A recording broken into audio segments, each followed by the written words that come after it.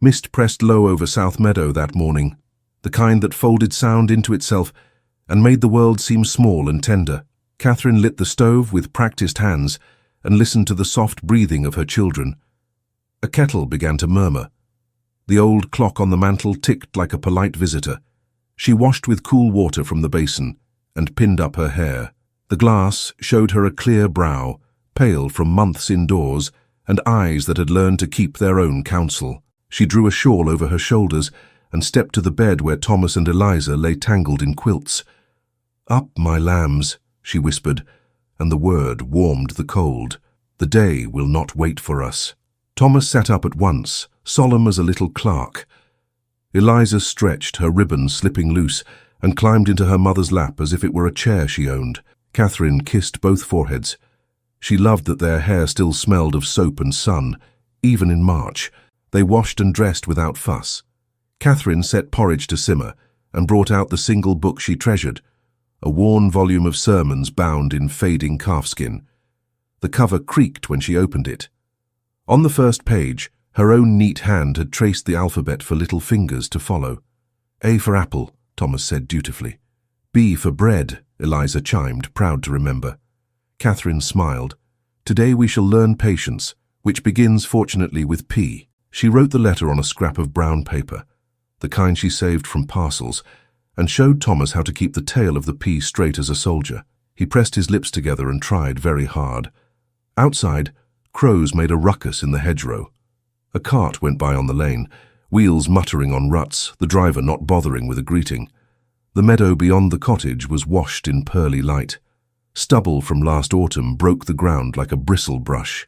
In the lee of the stone wall, early cornflowers had dared the cold and bloomed blue as small skies. Catherine's gaze slipped, as it always did, to the door. The notice hung there like a frost. It had been nailed up 2 days prior by the steward himself, Lord Percival Ashcombe, with his riding gloves still on, as if the act demanded no intimacy. By order of the Crown Estate, the occupant of the illegal dwelling will vacate within 3 days. Trespass upon royal land will meet with prosecution. Signed and sealed, Percival Ashcombe, steward. Her name was not on it. No name at all. She was simply occupant, and that felt like another kind of dispossession. "May we go out after lessons?" Thomas asked without looking up, his tongue caught briefly between his teeth as he copied P, Q, and R. "Yes," she said, "but not far. We must keep together today." Eliza traced her own letters with chubby fingers. "Together," she said, bright as a bell. "Always," Catherine answered, and touched the bent silver locket that lay beneath her dress. It rested where it always had, on a ribbon near her heart, its hinge unwilling for years, its surface long since dented by the press of daily life. She never wore it where eyes could pry. She kept it under linen or hidden in her sewing basket, a thing to hold when the nights remembered how long they were. Breakfast was simple, but the children ate with the seriousness of those who know that food must not be wasted. Thomas stacked his bowl carefully. Eliza licked the last sweet smear from her spoon and asked, "When we go, shall we bring the kettle?" "We cannot carry everything," Catherine said, and made her voice a teacher's voice, not a weeping woman's. "We shall bring what is useful and what cannot be replaced." "What cannot?" Thomas's eyes searched her face. "Your health," she said. "Your kindness, your names," she rose, "and 1 or 2 other things." She lifted the trunk from beneath the bed. The leather corners had been rubbed nearly white by travel years before, when travel had a purpose and an end. She began to place inside it the folded garments, the mended stockings, the book. She chose the small toy horse, whose ear she had stitched back onto its head only yesterday with a thread that did not quite match. Thomas watched, hands clenched, as if the horse's place meant something absolute. "We will come back," Eliza announced firmly, as 4-year-olds do when they have not yet learned the grammar of loss. "We will go where we are meant to go," Catherine said, and that was both truer and kinder. There was a knock at the door, a single perfunctory rap, and then the latch lifted before she could respond. A young man in the steward's livery stepped inside without ceremony, hat in hand. He smelled of horse and damp wool. "By order of Lord Ashcombe, I am to see that you are preparing to vacate," he said, not unkindly, but with that steady indifference great houses taught their men. Catherine straightened, one hand on the trunk. "You may tell Lord Ashcombe that he has been obeyed. We will not be late." The footman's gaze flicked to the children, to the little stack of folded clothes, to the single pot simmering on the stove. Something passed over his face, uneasiness perhaps, or a memory of his own mother's kitchen. He bowed awkwardly and backed out. After the door shut, Thomas came to stand very close. "Will they take the meadow too?" "The meadow belongs to the crown," she said lightly. "But the wind belongs to everyone. The sky will not be commanded." She put a finger under his chin. "Do you understand?" He nodded, though she saw that he did not. The village kept its distance, not out of meanness, but because poor folk have learned that sympathy can draw a lash. One woman slipped 2 apples onto the stoop at dusk yesterday and fled before Catherine could thank her. The baker's boy whistled when he passed that morning, a tune calculated to be nothing at all, but the notes had a kindness in them. And still, when Catherine had gone to the well, conversation had folded up and tucked itself away. She squared her shoulders. She would not bow under this. She had bowed once at a time and place not far from a soldier's laughter and a parson's whispered prayer. She had been foolish enough to think that vows were a shelter stronger than stone. A different hand had torn that shelter like paper. That memory lived in her locket, and in the silence she kept when she walked the lane. She braided Eliza's hair and tied it with the blue ribbon, the one that made the child's eyes brighter. She set Thomas to fetch kindling from the pile and showed him how to choose the smaller sticks that catch flame fastest. Domestic work steadied the air. The small sounds of a family in motion made a music that nerves could not disrupt. When the sun had lifted a finger width above the blackthorn hedge, Catherine closed the book and kissed the top of each small head. "We shall go out and take the air," she said. "We will say our goodbyes, quietly, only to those who can bear it." They walked along the eastern fence, the dew kissing their shoes, the thin frost giving way underfoot with a soft scritch. Eliza pointed at a lark and clapped when it lifted. Thomas asked if poppies kept their colour when pressed between pages. "If you are gentle," Catherine said, "many things stay when we ask softly." At the break in the wall where the stones had slumped, a patch of cornflowers shook their blue heads. Eliza bent to them, but hesitated. "May we take them?" "You may take 2 each," Catherine said. "The meadow will need the rest." Eliza chose her pair with great ceremony. Thomas picked his with military efficiency, then added a poppy without being asked. He arranged them in his small hand, like a bouquet meant for a general. His seriousness made Catherine smile for the first time that morning, real and deep, the smile of a woman who has learned to accept gifts she cannot hold. They returned to the cottage. She set the flowers in the chipped cream jug by the window, and the room lifted at once as if light had been poured into it. She could almost believe that all this was a story the morning would forget. By noon, the trunk was packed. The sewing basket lay on top, its lid tied with string. Catherine pushed it down gently until the ribbon inside, blue, old, smooth with years, gave way. She paused then, without meaning to, and slipped her hand beneath the linen. Her fingers found the locket by touch. She pressed it once, quick and hidden, against her lips, and then let it fall back into its nest. "Are we ready?" she asked the air, because asking the children would make it real. "Yes," Thomas said, because he thought courage was the same thing as speed. Eliza nodded so hard her ribbon shook. Catherine tied on her cloak. She took up the trunk's handle. Its weight was the weight of choice. She breathed, steady. One last look around the small room that had been a world. The stove, the chair with the mended leg, the jug with flowers. She reached for the jug, then let her hand fall. The meadow would keep its own. On the lane, a pair of boys loitered as if by accident. A farmer passed and touched his cap without meeting her eyes. Mrs. Hart, the housekeeper from the castle, who sometimes came into the village for cheese and gossip, was not in sight today. Perhaps that was a mercy. Catherine had no room left in her chest for pity. They had just reached the bend where the lane lifted toward the common when the sound came. At first it was far enough off that she mistook it for a gathering storm. Then it separated into its parts, the cadence of iron on stone, the jingle of tack, the deep-throated call of a horse that knows it is seen. Hoofbeats. Thomas looked up at her, questions flying to his mouth and dying there at her warning glance. Eliza's hand tightened on Catherine's skirt. A breath later, the pennon rose above the hedge, catching a thin wind, its colours clear against the pale sky. A royal standard, bright as a pronouncement. Catherine stopped where she stood, one hand on the trunk, the other on her daughter's shoulder. The first rider came into view at the crest of the hill, dark against the light, posture crisp as if the air itself demanded obedience. Behind him, livery. Thin front, a face she did not expect to see on this quiet road in all her life. Prince William himself rode into the meadow to enforce the writ. The riders drew up at the break in the hedge, hooves sending splinters of flint into the grass. The royal standard hung like a command.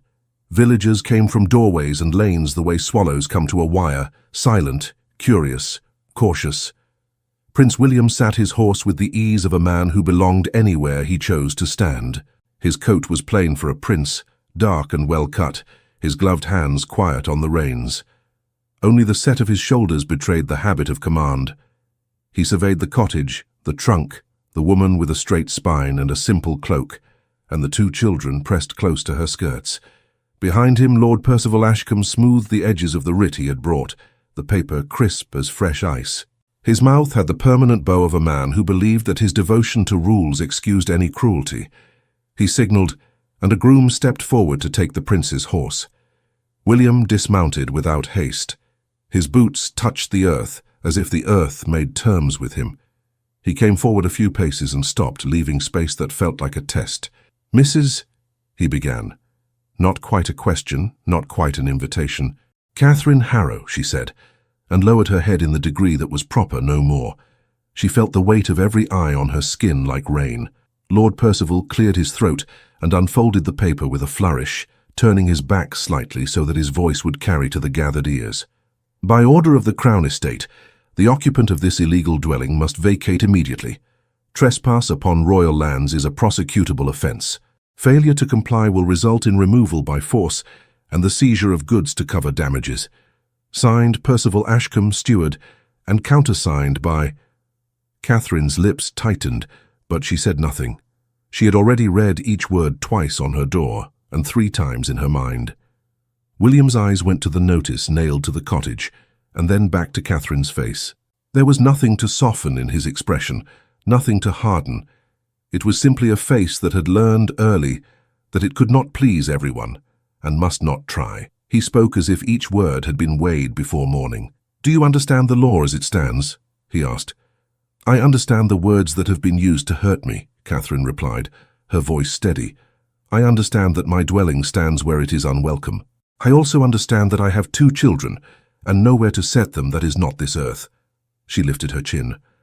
"I will obey what is ordered." A murmur passed through the village like a wind turning leaves. Percival's shrug said it would be easier for everyone if people would keep to their places. The steward held up the writ to the prince. "If you will, Your Highness, your seal will render the removal immediate. There has been an unfortunate tendency to delay among the undeserving." Catherine felt the sting of that word, undeserving, even though it slid past her like a blade she refused to catch. She kept her eyes on a point just beyond William's shoulder, where a robin darted in and out of a bramble. Thomas shifted beside her. She felt his hand, small and damp, seek the hem of her cloak. Eliza looked up, wide-eyed and grave, her ribbon already sliding toward one ear. William reached into his coat for the signet he wore on a cord when not on his hand. He turned it between his fingers. The ring flashed once in the thin sun and then went dull, like a coin someone had breathed on. Percival began to read the writ again, louder this time, as if volume could launder intent. He pronounced each clause with relish. The words immediate, illegal, and force sounded astonishingly large in such a small lane. Catherine's throat burned. She swallowed it down. She would not offer these men the satisfaction of tears that could be catalogued as another weakness. She placed her palm on Eliza's head and smoothed the ribbon without looking. Thomas tugged her sleeve. He had understood only that something grave was happening, and that adults sometimes needed small ceremonials to make gravity bearable. He glanced at the jug in the cottage window, where the cornflowers and the single poppy bent in the draught. He looked back at the prince's face, which was familiar to him the way coins are familiar, seen but not understood. "May I?" he whispered. She did not trust her voice. She nodded once. Thomas let go of her cloak and stepped forward, his little boots making 2 dark ovals in the dust. Eliza, not to be outdone by a brother who was only taller by inches, followed, clutching the stems she had picked with such care. Percival paused, annoyed by the interruption. Thomas stood before the prince and lifted the bouquet in both hands, as if presenting arms. "For you, sir," he said very earnestly. "From the meadow. We are going away, and thought you might like them to stay." Eliza held out her 2 cornflowers, blue trembling against her fingers. "They are nice," she said, in the tone of one offering incontrovertible truth. The Lane drew a breath and forgot to let it out. Catherine felt every muscle in her body go weightless with terror and pride. William looked down at the children. The wildflowers were ridiculous things in a world of vellum and seal, of boundaries drawn by men who would never bend to pick anything from the earth. He did not move for a heartbeat.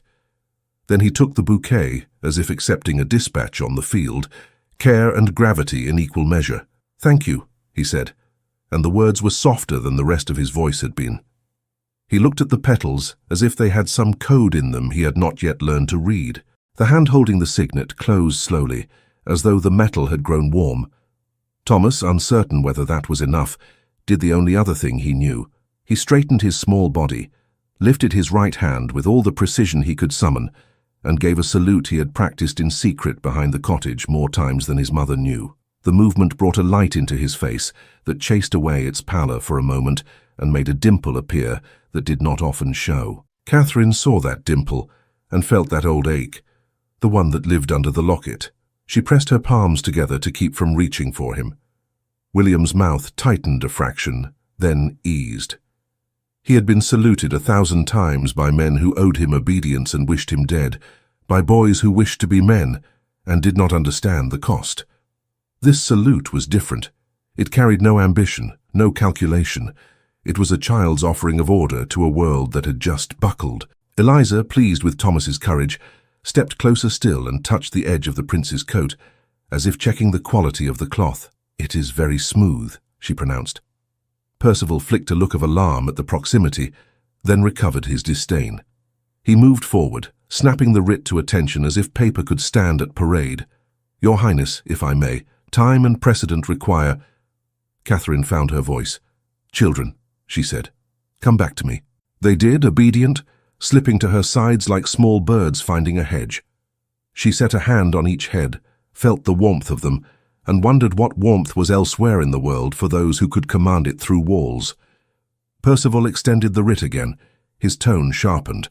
"If you will seal it, sir, we can proceed. The cottage can be cleared by evening, the locks changed, the trespass ended. The law is the law, and sentiment is the enemy of good order." William's gaze went to the cottage with its neat step and its chair mended at one leg. He turned the signet in his hand until the crest faced the sky. The ring seemed much heavier than a minute ago. The flowers in his other hand did not look heavy at all, and yet one had already left a smear of red on his glove, where a poppy's dark heart had brushed the leather.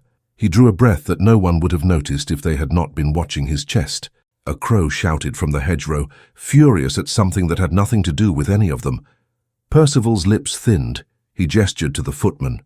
"Remove the trunk. The order stands. We will be efficient at least." He took a step as if to sweep them into action, as if human lives could be briskly shelved like ledgers. Thomas flinched, and the flinch went through Catherine like a blade. She tightened her hold on his shoulder until he looked up and saw her face and steadied under its command. Percival moved to usher them off the land, shoes grinding on the grit, voice beginning its loudness again, when the prince's voice, quiet but cut to the measure of command, broke the ritual with a single word. "Wait." The word cut the air like a held door. Percival stopped, offended by grammar he did not control. The footmen froze where they stood with hands half extended toward the trunk. Even the horse nearest the prince turned an ear. William faced the steward without raising his voice. "The eviction is stayed," he said. "I will not see a woman and 2 children set upon the road before nightfall." Percival's brows climbed to a place that suggested treason. "Your Highness, the precedent is mine to set," William said, the mildness not softening the iron. He turned to Catherine. "Mrs. Harrow, there is space in the laundry wing at Hawthorne Castle. You and your children will be housed there, temporarily, while suitable arrangements are made." She held herself very still. The breath that wanted to be a sob came out as a word instead. "Thank you," she made herself add, "sir." The villagers let their shoulders drop without moving their feet. Relief is a dangerous habit. They did not want to be seen in it. Still, an old man near the well crossed himself. The two boys at the hedge grinned at each other and then wiped the grins away with dirty hands, as if happiness might be read on skin. Percival tried again. "If we lodge one trespasser, we must lodge 50. William glanced at him in that way some men have of turning a look into a wall. "See to it," he said, and the discussion ended. A cart was brought, not the grand carriage, but a steady farm wagon whose boards had known potatoes and barley. Catherine lifted the trunk. A footman reached for it, but she kept her hands on the handle and passed it only when her grip had said enough about what it contained. Thomas climbed up, earnest in his effort to be useful. Eliza pressed her face into Catherine's skirt to hide a smile. The prospect of a castle meant nothing beyond stories of kitchens and pie. As they set off, the lane unfurled itself like a ribbon. Catherine did not look back at the cottage. She knew the shape of the chair's shadow on the floor and the scent of the stove's iron when it cooled. Looking would make the room come after her like a loyal dog. She could not have that today. The road rose gently toward Hawthorne. The castle showed itself by degrees. First the outer wall embraced by ivy, then the squared shoulders of the gatehouse, then the lift of the east tower against the sky. The stone had weathered to the color of patience. The gates opened without ceremony. Inside, the courtyard rang with the thousand small clatters of a house that believes it is a world. A smith's hammer, a boy's laugh, the slap of rugs, the bark of a dog that fancied himself a soldier. Men doffed caps. Women in aprons spared the charity of a glance or none at all. Kindness and curiosity wrestled each other in faces. No one addressed Catherine directly. That too was a charity of a kind. The cart stopped near a door half hidden by a screen of clipped yew. A woman with a linen cap and a posture that neither bent nor bowed stood waiting. She had a face that had forgotten how to be startled. "Mrs. Hart," William said. "This is Mrs. Harrow and her children. Find them rooms in the laundry wing for the night. They are to be fed, warmed, and treated with respect." Mrs. Hart inclined her head, as if she had been planning to do precisely that since before she was born. "Very good, sir." She turned to Catherine. "Come, my dear. We will have the steam going and your fingers thawed before the kettle can fuss about it." Catherine stepped down, her legs suddenly more straw than bone. "Mrs." Hart's hand did not take her elbow, but it hovered at the space where it might have been needed. And that was better than pity. Inside, the air changed at once. The laundry rooms were a different country than the courtyard, damp and fragrant, alive with human work. Copper tubs stood like polished moons. Steam rose to the rafters and turned the light soft. Women moved through it in rhythms that would have made music if one had had time to listen. Pegs marched along the walls with men's shirts hung like flags of surrender. Somewhere a small boy tried and failed to stifle a giggle. A girl hissed at him to behave. Life held its own, despite everything. Mrs. Hart sat Catherine at a scrubbed table and put into her hands a thick cup of tea that had been steeping for someone else. "We will find more cups," she said to no one in particular, which is how true authority speaks, "and a slice of bread for each, with a scrape of butter if cook can be bullied." Thomas, surveying the realm, tried to be correct, but a yawn asserted itself and broke his gentleman's composure. Eliza, meeting her first basin as big as a bath, leaned over it like a sailor over a rail and laughed when the steam kissed her cheeks. Catherine touched the cup to her lip and nearly cried at the taste because it was affectionate. Mrs. Hart pretended not to see the flood behind her eyes. Instead, she laid a hand briefly over Catherine's on the table. It was the hand of a woman who had carried 10,000 trays and 100 burdens that were not hers. "You own more honor than they, my dear," she said, in a voice pitched for the human ear rather than the castle's. "Carry it like a lantern. We will not let you lose your way." The words went into Catherine like bread goes into a body that forgot it could be fed. She nodded. "I will work for our keep." "You will rest for an hour," Mrs. Hart said. The kindness suddenly edged. "Or you will find that you have made an enemy." There was no offense in it, only a boundary, kindly drawn. A maid brought 2 stools. Thomas was given one, and on it a cracked wooden horse appeared as if the castle had read his mind. Eliza was handed a cup with its handle mended by a bit of twisted tin, and she regarded the fix with approval. Catherine drank her tea, and let the heat work like reason does quietly from the inside out. She felt the humiliation in her bones, yes, the sense of having been paraded under the eyes of those who knew her as a woman who paid for flour by counting out pennies smooth with use. But she also felt a thread of something she had not trusted in a year, the notion that even a world ordered by other people could be made to tilt a little if a person held steady. Above stairs, the castle's other world moved around in quieter shoes.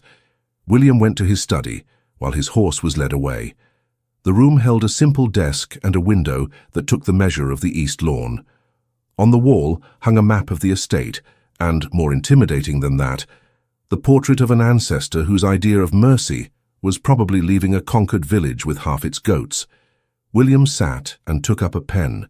The steward's writ lay before him like a dare. He slid another sheet on top of it, and wrote a suspension of the order in a hand that did not hurry. He sealed it with the ring that had hovered in his palm beside wildflowers only moments before. The wax held the crest, and then cooled as if nothing had happened. He kept looking at his own name as if it were a thing he had found in someone else's pocket. It was a sound he had been raised to answer to without thinking. Today, it felt like a question. He thought of the boy's salute and the ridiculous earnestness of it. He thought of the girl's fingers, smoothing the edge of his coat without guile. He thought of a woman standing very straight and answering the law without begging. Something in him, long trained to stand to attention when duty spoke, found that duty had used the wrong voice this time. There was a knock. He did not say enter. The person who owned the knock would come in whether the syllable existed or not. Percival stepped through with the air of a man who sets aside the outer weather when he crosses a threshold. He glanced at the sealed note and then at William's face, which had arranged itself into a neutrality that could withstand an army. "Your Highness," Percival said, "if we begin to delay enforcement for every woman with children, we will empty the principles that keep this house standing. They will fill the meadow again tomorrow." William tapped the edge of the paper with his forefinger, a motion small enough to be dismissed and large enough to hold a message. "We do not lose principles by using them for their purpose, which is not humiliation." Percival smiled as if at a joke told in poor taste. "Compassion is better spent on the deserving. That one has a way with the appearance of suffering. They do, you know, the clever ones. They come by dignity in much the same way people come by good coats." William's gaze lifted to Percival's and stayed there long enough that the steward shifted his weight.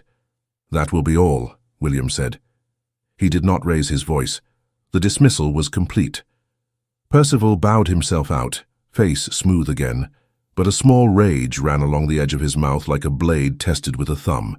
He would not forget the setback. Men like that did not. Back in the laundry wing, Mrs.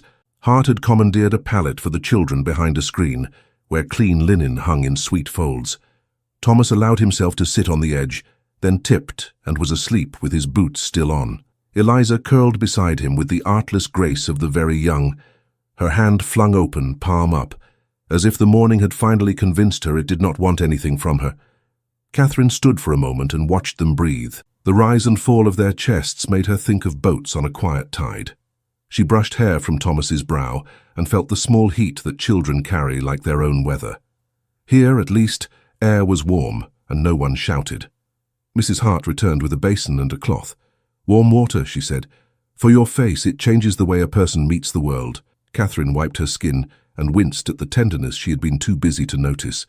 The cloth smelled of soap and lavender. She felt a little foolish using such comfort, as if it belonged to a different rank of need. But she did it anyway, because refusing kindness is another kind of pride, and she had quite enough of one. "I will earn my keep," she said again, softer. "And you shall," Mrs. Hart said. "We will set you to mending after supper." The gentlemen ruined their cuffs as if thread grew on hedges. The faintest smile found its way to Catherine's mouth. "I am equal to ruined cuffs." "You look equal to much else," Mrs. Hart replied, and turned to Harry, a scullion who, left to his own devices, would have boiled the same pot twice in confusion. The hour tilted. Afternoon light came in slant, kissed steam into gold, made the buckets shine. Catherine let her shoulders drop an inch. Everything would have to be managed again after that inch was reclaimed, but for a moment she allowed herself to breathe like a woman with a roof that would last the night. Above, in the corridor that led from the main stair to the private rooms, a sound gathered. Iron rings against leather, the faint perfume of travel, the quick, light laughter of someone who found the world's obstacles amusing and other people's boundaries optional. A carriage rattled into the courtyard like a visiting opinion, and the courtyard, which had been content to be itself, remembered to be an audience. Footmen went out. Doors were opened. A figure descended in a fall of pale silk and pale malice. Lady Beatrice Montford, cousin to the prince who wore her refinement like armour and her wit like a dart, looked around as if taking inventory of a province she intended to tax. She removed her gloves finger by finger, slow, the way some women read a room. Then her gaze, bright as a blade and pleased with its own edge, swept past the archway toward the service corridor at the far end, where Catherine, following Mrs. Hart's nod, had just stepped through the doorway with the laundry's steam curling about her like a veil, and Beatrice saw her disappearing into the servants' passage. Evening took its time in the laundry wing, lingering in the rafters while steam made its own weather, and the women finished the last loads as if they were closing a book. Mrs. Hart settled Catherine and the children in a narrow room that smelled of clean linen and beeswax. 2 pallets lay side by side beneath a small window that admitted the pale light left over from the day. The walls were whitewashed and unadorned, which suited a heart that had seen enough ornament for a lifetime. "Rest an hour," Mrs. Hart said, setting a chipped mug on the table where a candle waited. "Then come to me. There are cuffs in need of mercy, and a pair of stockings that have lost all hope." Catherine tucked the children under the coarse blankets. Thomas clutched the wooden horse he had been given, though its ear dangled sadly again. The old repair undone by a boy's loyal hand. Eliza wriggled down until only her eyes showed, bright and tired, and whispered, "Are we safe?" "For tonight," Catherine said, smoothing the blanket, "and tomorrow has not yet asked permission to come in." Mrs. Hart left the door on the latch. The corridor beyond hummed with the small good noises that mean work and peace. A broom's whisper, a kettle's sigh, the soft knock of wooden pegs as laundry bags settled on them. Catherine sat for a moment and listened as if to a lullaby. When she rose, she found that someone had set a small tray on the table without making any ceremony of it. A bowl of broth, thick with barley, and 2 slices of brown bread cut with a handsome hand. The smell reached her like an embrace. A folded note sat beside the bowl, written in a firm, unfamiliar script, "For the children when they wake." No signature. She smiled, despite herself. The bow to anonymity felt like a prince trying on humility and finding that it did not pinch. By the time Thomas and Eliza stirred, the broth had cooled to a temperature acceptable to mothers and unacceptable to impatient mouths. They ate, and then, nearly at once, the deep sleep of the young claimed them again. Catherine sat by the small window and mended an apron she had offered to a laundress in exchange for its use. The needle worked like a creature with its own mind, in and out, soothing as a psalm. A knock sounded, soft and prudent. Mrs. Hart slipped in with a parcel wrapped in linen. "Found this in the carpenter's shop," she said, and unwrapped a revelation. The wooden horse, ear reattached by a dowel, and polished until the old wood remembered that it had been a tree. "They're quicker than saints, those men, when a child's heartbreak is about." Catherine laughed, the first free sound her throat had made all day. "You have the management of miracles, Mrs. Hart." "I have the management of doors," Mrs. Hart replied. "Some I open, some I keep shut. Speaking of which, when the children are deep enough that thunder would be a lullaby, take yourself for a turn. Only a short one. The house will feel you properly if you let it." Catherine hesitated. "I do not wish to be found where I ought not." "Then keep to the portrait gallery," Mrs. Hart said, sly kindness threading her tone. "No one ever thinks they belong there, so you will not be alone." She went, leaving behind the candor of a woman who had long ago stopped believing that gentility belonged to the people who owned the word. When night had knotted itself fully across the sky, Catherine drew on her shawl and slipped into the corridor. She moved as a woman who knows how to be small in the world she is in, without apology. Lamps in the main passage had been turned low, but enough light remained to show the way to the gallery, a long, high room with a parquet floor and a ceiling painted with a sky that had never been seen by anyone who worked for their bread. The portraits hung in a confusion of centuries. Men whose wigs were taller than their minds, women with mouths like rose leaves and eyes that could not be trusted, children caught still and sweet in the moment before they learned to hide their hearts. Catherine walked the line of faces and let her own soften. She'd always loved art, not for its pretensions, but for the way a painter could sometimes catch a truth that words would only muddy. She stopped before a canvas of a woman in a simple gown, her hand resting on a chair rather than a jewel. The painter had given her a mouth that was made for kindness. In the corner, beneath the flourish of a name and a date, a hawthorn flower had been tucked by the artist into a still life on the table beside her. A small white star. "You like her?" a voice said, quiet, not far behind her. Catherine turned and found the prince at the far end of the room, as if he had been deciding whether to intrude upon his own house. He wore no sash and no sword. The simplicity made him handsomer and more dangerous, because it meant he trusted his name to do his work. "She looks as if she would own no one's fear but her own," Catherine said, before she could remind herself to measure each syllable. He came forward a few paces. The gallery lights made his hair seem darker, his eyes lighter. "My great-grandmother," he said. "She had the habit of pitying people who did not know they needed it. My grandfather resented her for it. He preferred the virtue that could be tallied." Catherine returned her gaze to the painting. "Pity has its uses," she said. "Kindness more. Kindness is a more difficult law," he said. "It refuses to obey when told to draw a line where a mapmaker would prefer one." She almost smiled. "Maps are useful," she said. "I imagine a prince requires them." "A prince requires a great many things," he said. "Whether he requires them because he is a prince, or whether he is a prince because he requires them, is a question that would amuse a philosopher and exhaust a housekeeper." Some distance down the room, a door opened onto a balcony walk. A footstep counted itself out and paused. Catherine felt it more than heard it. There is a particular hush that unfolds when someone stands half-hidden, listening with interest that is not benevolent. She did not turn toward it. The hair at her nape warned her. The air changed the way it does when one steps from shade into a beam of sunlight. She thought of the carriage, the silk, the gloved hands. Lady Beatrice was near. William seemed to feel the shift as well. His posture altered so little that only a trained courtier would have named the change. He looked past Catherine's shoulder at a naval scene whose ships wore sails like proud shoulders. "Mrs. Harrow," he said, voice easy but intent. "You are safe here for the night. Tomorrow we will speak of the next days. No action will be taken without my knowledge." She inclined her head. "I am grateful." He studied her face, and she let him. Men like him were not accustomed to being allowed to look without compliance accompanying the permission. Something in her steadiness interested him more than a curtsy would have. He nodded once, as if concluding an argument he had been having with himself. "I owe you a courtesy I have not yet shown," he said. "Not charity, courtesy. When a person suffers an injustice, public correction is due as well as private comfort." "I ask for nothing public," she said quickly, remembering the lane, the way the village's eyes had pressed into her skin. "I know," he said, and the acknowledgement was as gentle as the broth had been. "It is yet owed.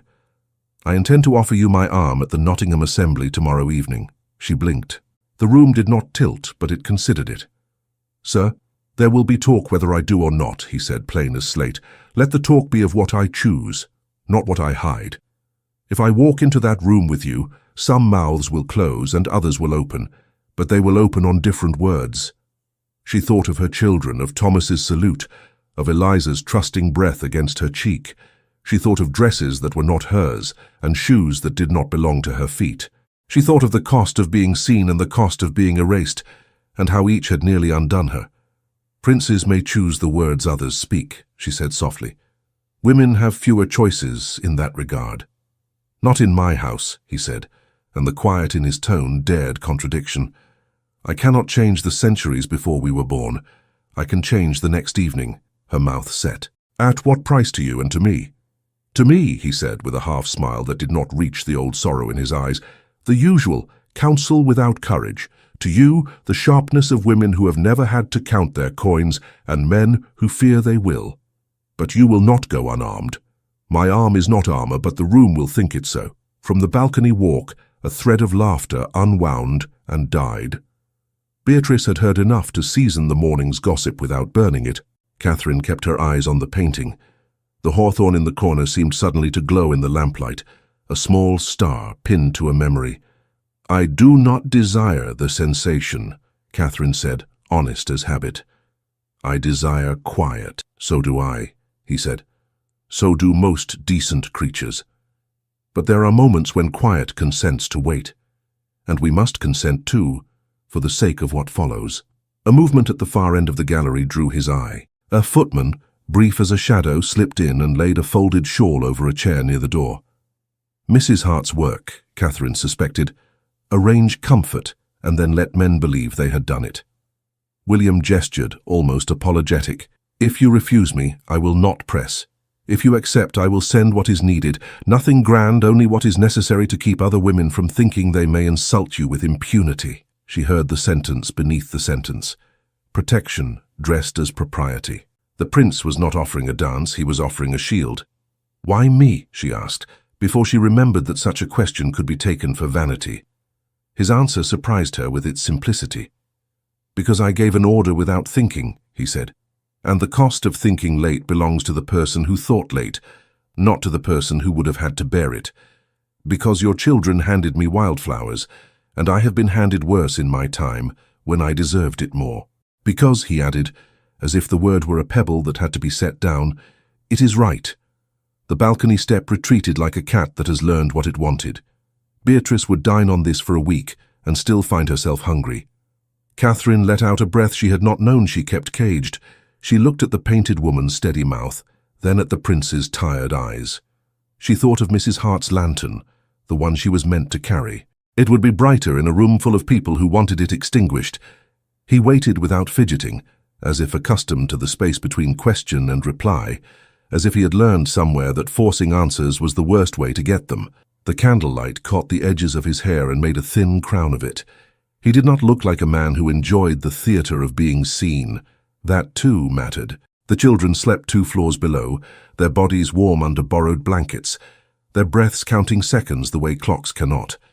The laundry wing would be kind again tomorrow, the steam rising, the mending basket filling, Mrs. Hart ruling her small kingdom with the benevolence of a general who preferred victory without noise. But the village would have already begun to talk, and the talk would not stop at the castle wall. Catherine knew that some storms once gathered must be walked through with one's chin up, one's hands steady, and one's heart kept where no weather could ruin it. William's hand did not reach for her. He simply stood there and offered the only thing a prince can offer without expense and with immeasurable cost.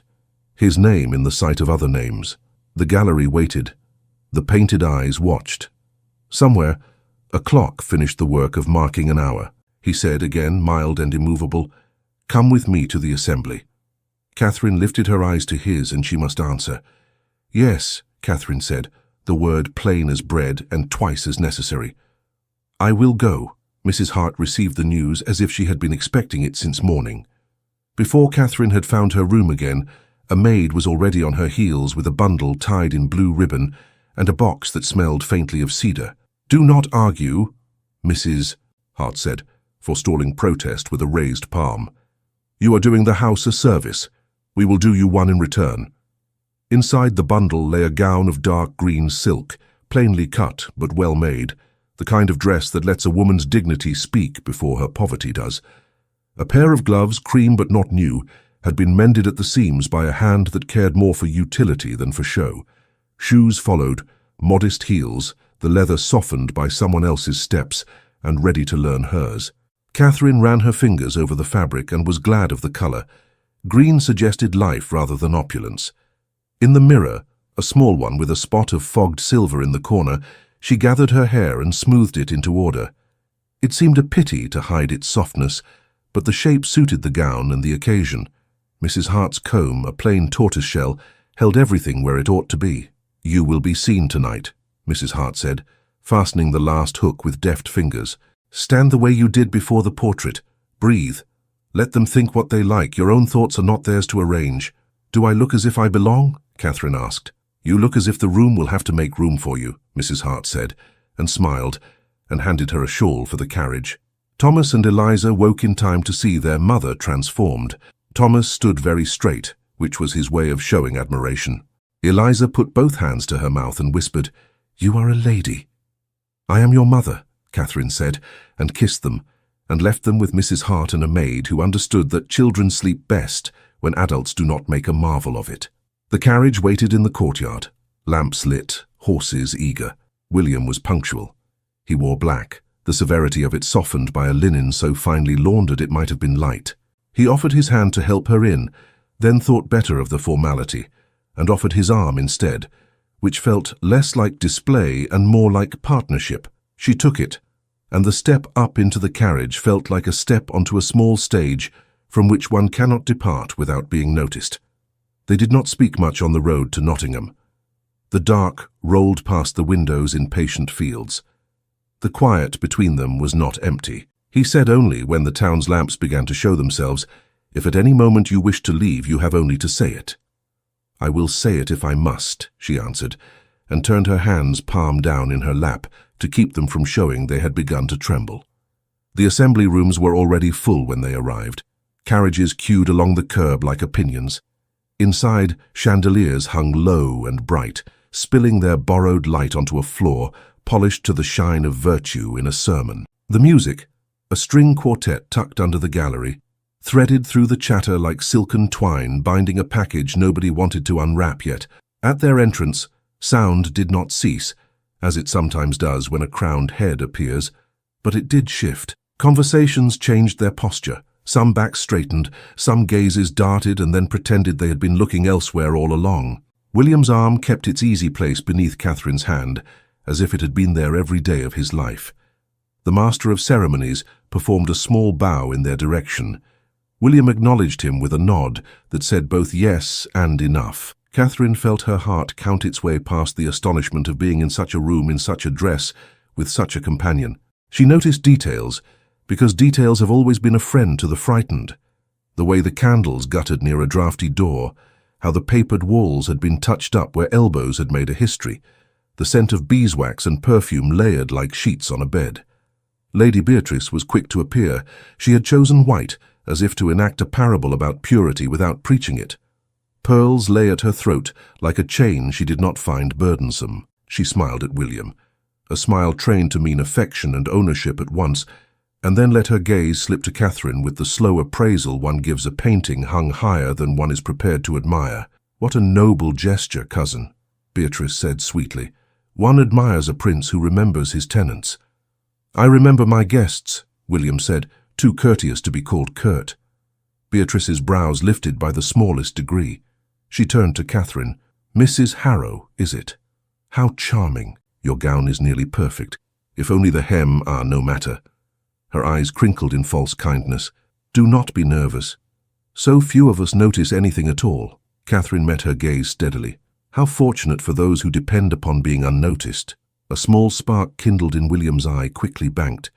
Beatrice's smile sharpened, then softened, the way a blade looks harmless when sheathed. Lord Percival Ashcombe hovered nearby, ostensibly admiring a floral arrangement, but truly arranging the evening's floral gossip. He drifted at just the distance that allows a man to say later that he heard everything purely by accident. William led Catherine toward the long room's center, where couples gathered in the pause before a set. The floor became a stage more openly here, and Catherine found her breath, set it carefully in her chest, and held it at the level of composure. He bowed. She curtsied. They engaged. Their dance was not the kind that encourages conversation. It was the kind that makes conversation impossible, and thus spares a couple the obligation. Still, there were the small moments, hands touching, parting, rejoining, the press of movement that brings people near without intimacy, and then sends them away again with only a trace of warmth to prove they had met. Catherine kept her eyes level, her steps neat, her face free of alarm. The music coaxed her into a rhythm that was not yet ease, but which might have remembered ease if invited to do so. From the edges of the room, Beatrice's circle watched. Their whispers had the particular precision of women who have never had to doubt whether their own names would open a door. A gentleman with side whiskers, long enough to qualify as opinions, murmured something that made three ladies titter behind their fans. Lord Percival drifted closer and farther, like a tide that has forgetfulness for a habit. Between figures, William spoke without moving his lips much.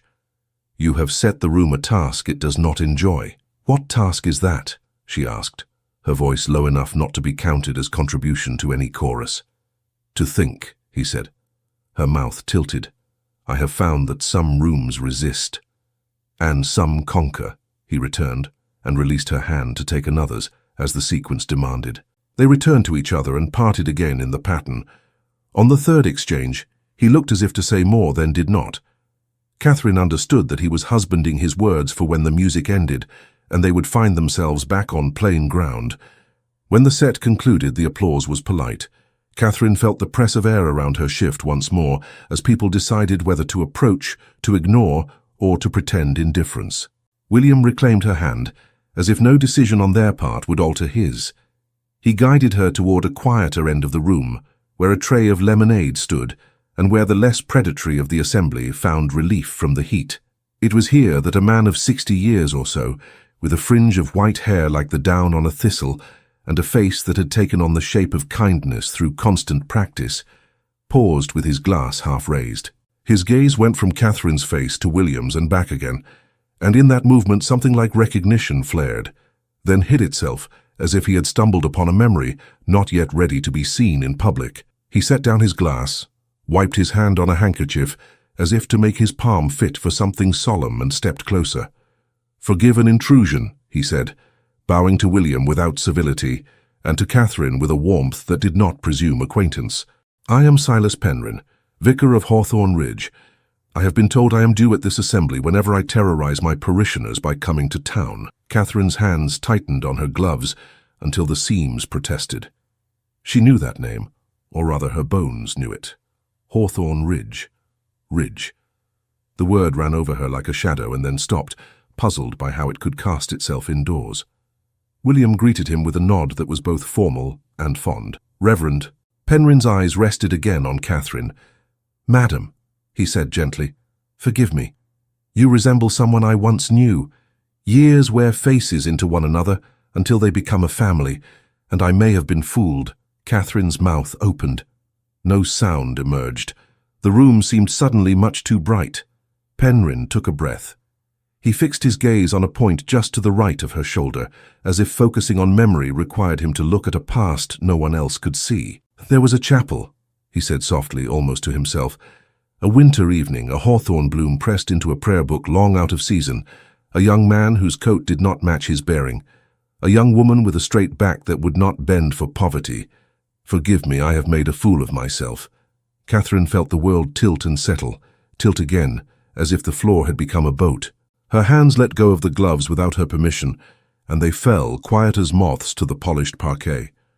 William had not moved, but stillness can be as loud as a shout. The muscle in his jaw made itself known. He said nothing at all. Penryn, recovering his manners, bent and retrieved the gloves. He placed them on the edge of the tray as if gloves needed rest like any living thing. Then he looked up at Catherine and saw the way the color had slipped from her face and left her eyes too large. He took a small step nearer. His voice lowered again, not for secrecy, but for tenderness. "Forgive me," he whispered. "I ought not to have spoken here. The memory is mine to misplace, not yours to carry again." Catherine's lips shaped the parson's name without sound. He who had christened hundreds and married dozens and buried too many knew the shape made by a mouth when it forms a name it has not dared call for years. Across the room, Beatrice saw the tableau and pricked up her delight like a dog that hears the pantry door. Percival, catching the scent second-hand, moved with lazy care toward a better vantage, his expression of affable concern wrapping itself around sharp eyes. The quartet reached the end of a tune, paused, tuned again, and began another as if music could drown the blood's sudden clamor. Penryn, compelled by a conscience that had always preferred truth to comfort, murmured one more sentence, as if laying a ribbon upon a grave. "I recall the hawthorn, madam," he said. "It was out of season because he said love did not need the calendar's permission." Catherine turned, the room tilted, and the music stuttered to a halt. William did not reach for Catherine. He did not need to. A look passed between them that was not yet consent and not yet refusal, only recognition that the room had ceased to be a room and had become a trial. He placed his hand, light and steady, at her elbow, and guided her toward the nearest door as if they were merely seeking air. The master of ceremonies pretended to notice a draught and flung the doors wide, and the quartet, brave in the face of confusion, took up a brighter tune than the moment deserved. In the corridor, the night made itself known through glass, stars like pinpricks in velvet, the moon holding back her light as if to let mortals have the stage. Catherine drew breath as if she had been underwater. Penryn had followed, hat in hand, a man aghast at his own memory. "I beg pardon," he said, voice rough with remorse. "I ought to have written to you long ago if writing could find a person who did not wish to be found. The chapel keeps better secrets than I." "The chapel," Catherine repeated, as if the word itself were a book she had mislaid and suddenly discovered under her own hand. "I am lodged with Canon Fielding this night," Penryn said. "But the register, the old one, is at Hawthorne Ridge, locked, as it always was." He glanced at William. "Locked, but not beyond malice." William's mouth hardened. "Go back to the castle," he said to Catherine, gentle, commanding itself to be command. "I will see to this." "No." The word surprised even her with its shape. "I will see to it too." Penryn, who had spent his life telling the terrified to be brave and the brave to be careful, nodded once. "I will ride," he said. "The key is in my keeping." William looked at him, and something like relief crossed his face. "I will ride as well." "We will meet there." He turned to Catherine. "Go to Mrs. Hart. Tell her only that you are safe and that I will return before dawn." "And Catherine," he said her name as if he had been avoiding it for years and had run out of avoidance. "Do not fear that you are alone." He bowed, formality used like a cloak to cover too much feeling, and was gone. Beatrice drifted into the corridor a moment later, all concern sweetly edged. "Is our dear guest unwell? These rooms can be overwhelming, particularly if one is unused to such company." Catherine had found her breath again. "I am going home," she said. Beatrice's smile thinned. "To the laundry? How domestic." "Home is where my children sleep," Catherine said, and left her standing with the exact number of syllables that would stick like burrs. The carriage returned her to Hawthorne quickly, as if horses, too, understand urgency when it is honest. The courtyard lamps made islands of gold. The laundry wing's door was on its latch as Mrs. Hart had promised. Inside, the steam country was quiet now. Copper tubs dark as moons in eclipse, pegs standing like trees in a winter orchard. In their small room, Thomas and Eliza slept the way the forgiven sleep. Catherine knelt beside them and laid her hand on each warm back. "I am here," she whispered to their dreaming. "I am here." Then she rose and tugged the trunk close, lifting the lid with the care of a woman who kept her life folded into a box. She found the sewing basket and untied its string. Beneath the linen, beneath the mending, beneath the thimble, beneath the last of the blue ribbon, her fingers found the locket by touch. It was cooler than her skin, a small moon gone dull. She sat on the pallet and laid it in her palm. The hinge had refused her a dozen times over the last year. Grief and pride had refused to press harder. Tonight, grief and pride yielded to need. She pressed the catch with a thumbnail. It held like a stubborn thought.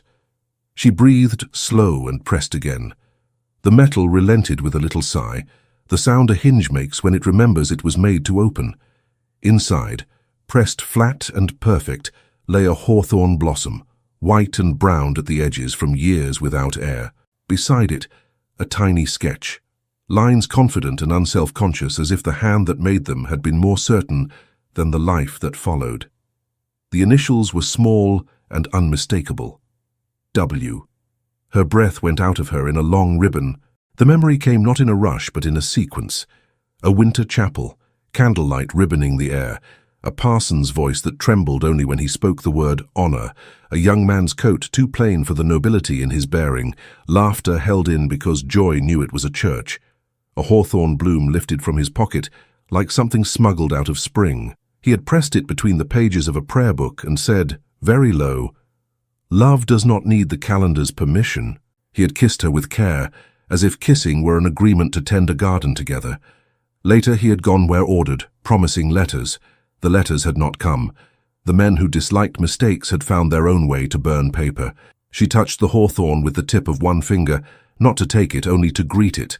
The pressed petals did not crumble. They had learned to endure. Catherine closed her eyes. Behind them rose the shape of the man in the ballroom, the set of his mouth holding back apology and ardor, the steadiness of his hand at her elbow when she could not stand a second more of being made of glass. The sketch's initial blurred and then cleared. W existed. He had existed. The moment had been real, and so had the promise.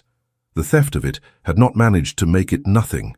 A sound in the corridor, a footstep halted before politeness demanded it move on. Mrs. Hart knocked once and came in, shutting the door quickly behind her. "Tell me in 10 words," she said, "because I have 30 tasks and only 20 of them can be told to wait." "Reverend Penryn remembers," Catherine said. "The register is at Hawthorne Ridge." Mrs. Hart's eyes sharpened. "Then someone will try to carry it off or set it alight." "I am going there," Catherine said, and Mrs. Hart opened her mouth to say absolutely not, then closed it, because absurd orders waste time. "Take my cloak," Mrs. Hart said instead, "and a lantern, and boots that do not leak. Leave the door on the latch. If you are not back before the cock thinks about it, I will come fetch you myself, and we will scandalize 3 counties." Catherine managed a smile that felt like a seam giving a little in the right place. She put on the cloak, heavier than her own, and the boots, which fit as if kindness had a size. She tucked the locket into the ribbon at her throat. She bent over the children and let her lips rest in their hair a heartbeat longer than prudence allowed. At the far edge of the castle yard, the small gate that led to the lane stood half open, the way servants leave a gate when they intend to return soon and do not wish to wrestle with iron twice in one night. Catherine slipped through. The air outside had the clean bite of a night that means nothing ill. The moon held her light. The hedges kept their counsel. She lit the lantern only long enough to clear the first stretch, then closed its shade and walked by memory. Paths learned in daylight do not betray you at night when your reasons are sound. Hawthorne Ridge lay 2 miles beyond the village, up a slope that had never tired of calling itself a hill. The chapel squatted at the top where the wind could not knock it down because it refused to acknowledge wind's authority. As she walked, she spoke to fear as she would to an anxious child. "You may ride in my pocket, you may have your say, but you may not choose the road." Her feet found the ruts, because ruts are made by going the same way for good reason. In the assembly rooms, after Catherine left, Beatrice found Percival near the lemonade tray and murmured the words that feed small evils: Hawthorne, chapel, register. Percival's face practiced astonishment and landed on something uglier. He excused himself to no one and strode out, the look of a man whose doctrine had been challenged and who intended to protect it with fire if necessary. By the time his horse was brought around, his mind had measured the road. He gave quick, careful instructions to a rider whose loyalty he had purchased with opportunities and threats. "Hawthorne Ridge Chapel," he said, low. "An old register. Bring it to me. If you cannot bring it, make certain no one else can read it. Do not be seen. If seen, do not be known." The rider nodded with the economy of someone who understands that long speeches complicate simple sins. He put heels to his horse and plunged into the dark. William, in the assembly yard, had already swung into the saddle by the time Percival's man cleared the edge of town. He did not bother with a groom. His horse knew his hand and did not need anyone's permission to run. He bent low and let the wind take the taste of the evening out of his mouth. Say Prince's road is usually smooth because men smooth it. Tonight the road took itself as it was. Ruts, stones, the occasional rabbit impudently living. And William accepted it as instruction. Catherine kept to the hedgerows. At the lane's bend, where carts always dropped their wheels into the same hollow, she paused and listened. The night told her what it always tells those who have learned to be quiet.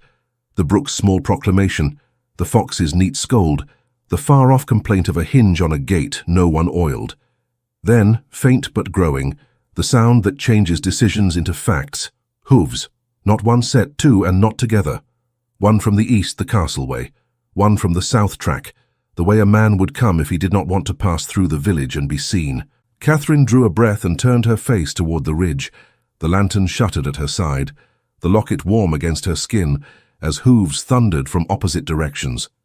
William from one side, Percival's man from the other, racing toward the same chapel. The chapel at Hawthorne Ridge crouched against the night like a small, stubborn animal. Its stones had learned to endure centuries of wind by pretending not to hear it. The yews along the path knelt in their dark prayers. Catherine reached the lich gate first, breath neat and controlled, lantern shaded. The door was barred from within, as any sensible parson would leave it after vespers. She laid her palm to the wood, feeling the grain. It was cool and smelled faintly of beeswax and the ghosts of Christmases. She listened. The chapel made the softest sounds a building can make, the creak that is only settling, the sigh of old timber remembering its own sap. Hooves approached. She slipped into the shadow of the yew, where a woman could become the absence of a woman if she kept her courage and her breath. The rider from the south track slid out of the hedgerow and dismounted at once, throwing the reins over the lowest branch without bothering to knot them. He moved like a servant accustomed to being invisible, deliberate, unremarkable, efficient. He tried the door and found it what doors ought to be at midnight. Disobedient. He swore very low, a word with too much hatred in it for such a small mouth. He set down a bag, the kind that holds tools for men who prefer to take, and pulled out a thin iron bar. Catherine's hands went cold. He worked the bar into the old iron staple with an intimacy born of practice. The staple groaned but did not yield. He backed off and walked the stone perimeter with the patience of a burglar reading a poem. He found the vestry window and tested its leaded panes with the smallest pressure. The diamond glass muttered. He reached into his bag again and came up with a cloth-wrapped shape that, when unwrapped, proved to be a small bottle of spirits and a twist of tinder. Catherine moved before her sense could call her back. "Leave that," she said, stepping out of the yew's dark shelter as if she had stepped out of her own breath. The man spun, eyes white for a heartbeat, then narrowed. He took her in, cloak, shawl, plain face lit by the lantern's shy eye, and weighed the usefulness of politeness. He chose none. "Be off," he said. "Church business." She shook her head. "It is my business. Nothing in a church is a woman's business," he said, and smiled like a boy carving initials where they ought not to be cut. "Your master will be ashamed of your sentence," she answered. "He has more cleverness than that." The smile flattened. "What master?" "The one who does not sign orders," she said. "The one who prefers smoke to ink." He moved toward her, not quickly, but with the certainty of a man who thinks fear will widen the path. Catherine drew back a step to avoid his reach and let the lantern's light fall full on his face. She knew him, not in his name, which was a luxury, but in his type, the servant who loves power on loan more than the master who lends it. Hooves again, this time hard from the east. The rider came up the lane like an answer called by its question. William drew up in a scatter of gravel and was on the ground before his horse had decided how to be still. He took the measure in 3 glances. Catherine, the man with the bar, the spirits, the door. He did not shout. He did not need his voice to be loud to make the night obey. "Step away from that window," he said. The man considered the odds and found them unflattering. He backed off, bag in hand. "I'm here for the parson," he tried, as if that sentence could be made respectably shaped by saying it. "I am the parson," came another voice, and Reverend Penryn, having ridden as if his hundreds of sermons had been practice for this one act of speed, walked up with his key already in his hand. He was out of breath and did not mind being seen in that condition. "And I will thank you not to make me late for my own burglar." He turned the key. It entered the old lock like forgiveness. The bolt slid back. He stepped inside and struck flint to tinder for a candle. William gestured and Catherine entered, the lantern now unshaded. The thief, servant really, hesitated a fraction too long, then chose to follow, because a coward hates being left alone more than he loves being unseen. The chapel swallowed them and made them small. The air was sweet with old wax and older wood. The register lay where it had always lain, on the small oak table near the font, bound in leather darkened by hands and centuries. Its clasp had not been closed precisely because Penryn had last used it in honest haste and believed in locks less than he believed in people. He reached for it. The servant moved faster. He knocked Penryn's wrist with the iron bar, not to break but to bruise, enough to slow a good man's hand. The register slid. A candle tottered on its brass stick, then fell. Wax spattered the page edges like a rash. The tiny fire gloved the floor where oil had dripped a dozen Sundays ago. The servant's eyes sparked with relief. Fire makes easy work of shame when shame lives on paper. William crossed the distance in 2 strides and put his boot on the fallen candle, grinding flame without ceremony. But the register had skated to the edge of the table, and the first page, a family of births from 1810, pouted over the brink. The servant reached for it with the confidence of a man who intends to say later that the wind took it. Catherine did not think. She put her palm flat on the leather and held.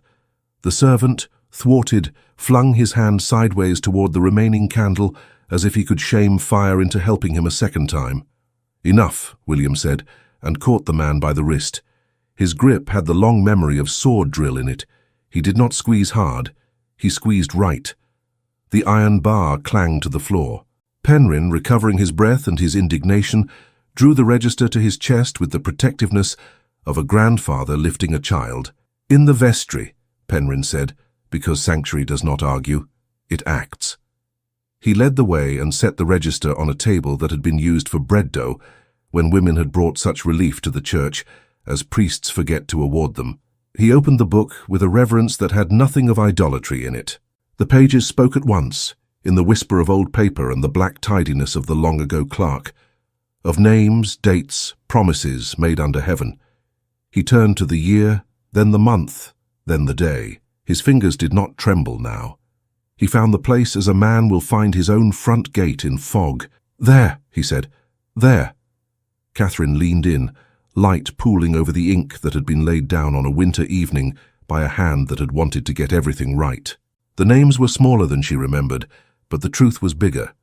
Catherine Harrow, William Hawthorne. The word lawful written in the same uncompromising hand that had written them all, refusing to despise the poor and refusing to flatter the rich. Reverend Silas Penryn, rector, Hawthorne Ridge. Her breath broke quietly. William's hand came to rest on the table's edge, not touching the book, as if he feared adding even the weight of his skin to its load. The servant shifted, measuring exits, the value of an admission against the cost of being caught without one. Penryn looked up at William, then at Catherine. He put his palm on the page, not to conceal, but to witness. "If I must testify to this in any court or under any roof," he said, "I will do so. The register is old, but my memory is not so poor that I confuse a hawthorn bloom in winter." The servant's eyes flicked to the door.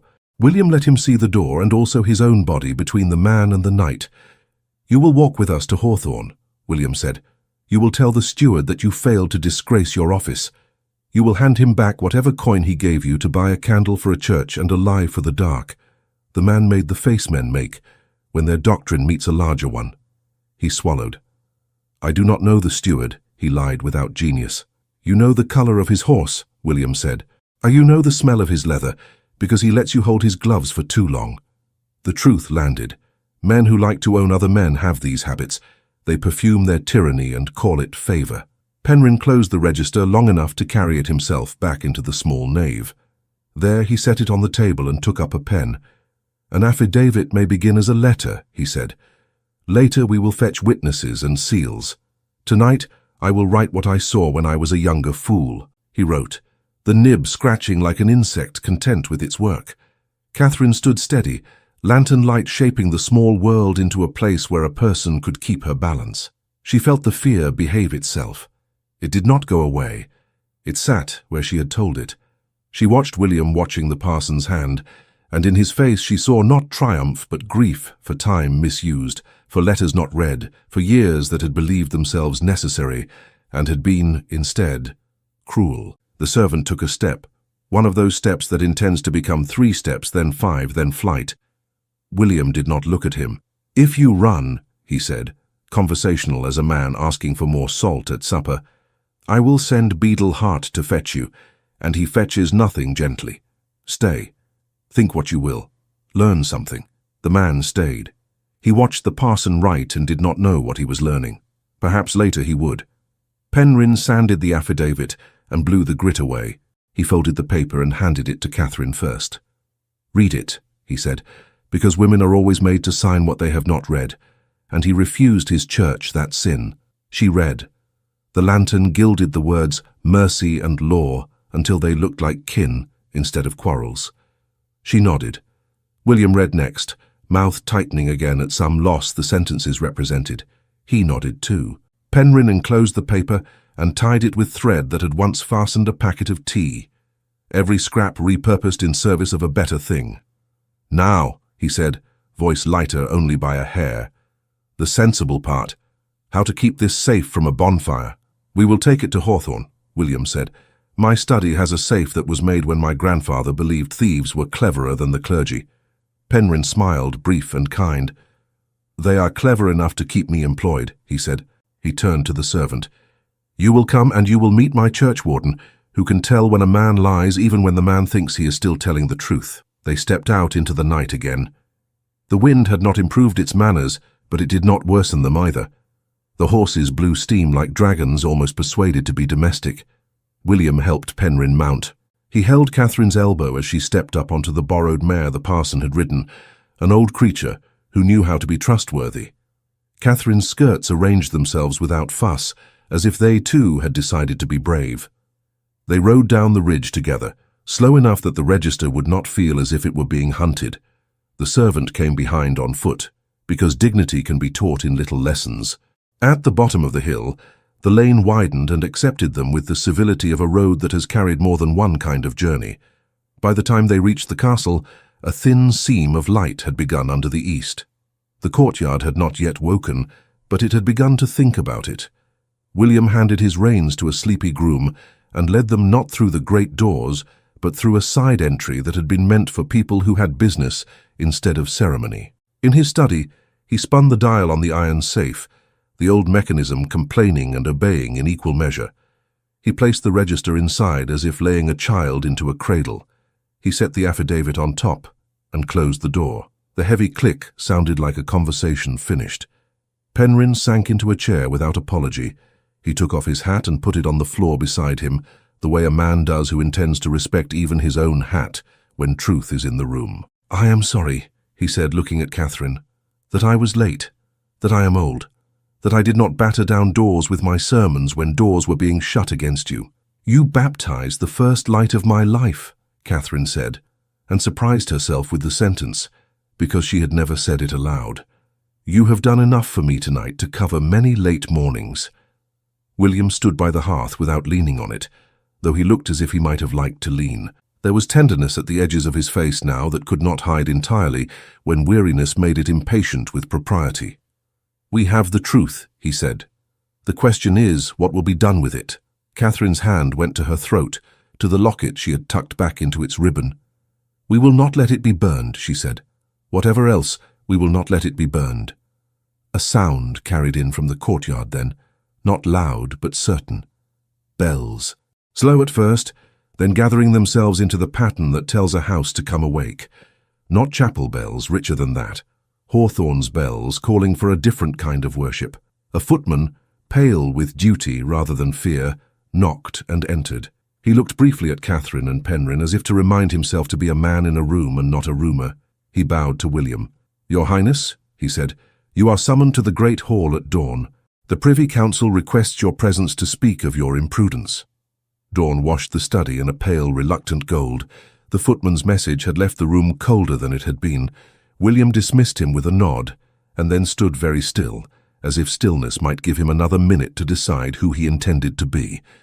He turned to Catherine. "Before I am summoned into their words," he said, "I will speak mine." Reverend Penryn rose, reading the hour and its needs.